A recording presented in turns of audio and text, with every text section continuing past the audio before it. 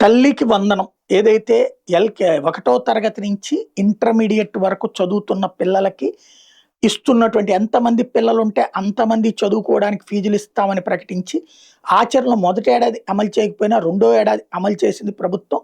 అయితే అప్పుడు కొంతమందికి ఎగ్గొట్టారు, ఇప్పుడు మరికొంతమందికి ఎగ్గొట్టారంటూ సాక్షి ఒక కథనాన్ని ప్రొజెక్ట్ చేసింది. యుడైన్ గణాంకాల బట్టి ఆంధ్రప్రదేశ్లో విద్యార్థులు 87,41,000 మంది.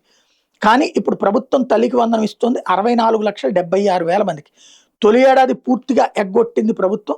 రెండో ఏడాది 21 లక్షల మంది తల్లులకు మొండి చేయి చూపెట్టింది.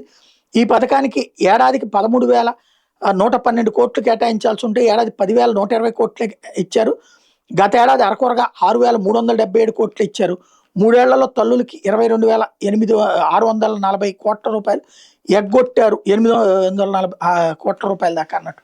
అయితే ఇక్కడ పాయింట్ ఏంటంటే పబ్లిక్ దీని మీద ఎగ్గొట్టారన్నటువంటిది ఫీల్ అవ్వట్లేదు. ఎందుకంటే ఆ 22 లక్షల మంది ఎగువ మధ్య తరగతి ధనికులై ఉండొచ్చు. వాళ్ళది కూడా యుడైన్ గణాంకాల్లో ఉంటుంది, విద్యార్థులు చదువుకుంటున్న వాళ్ళని. ఇదివరకు వైట్ రేషన్ కార్డు వాళ్ళకు కూడా ఇచ్చేసి జగన్ ప్రభుత్వం ఇచ్చి ఉండేది. అయితే ఇంటికి ఒకటే కాబట్టి ఇష్యూ కాదు. వీళ్ళ హయాంలో వచ్చేటప్పటికి అలాగా అనర్హులకి ఇవ్వట్లేదు. అది తేడా.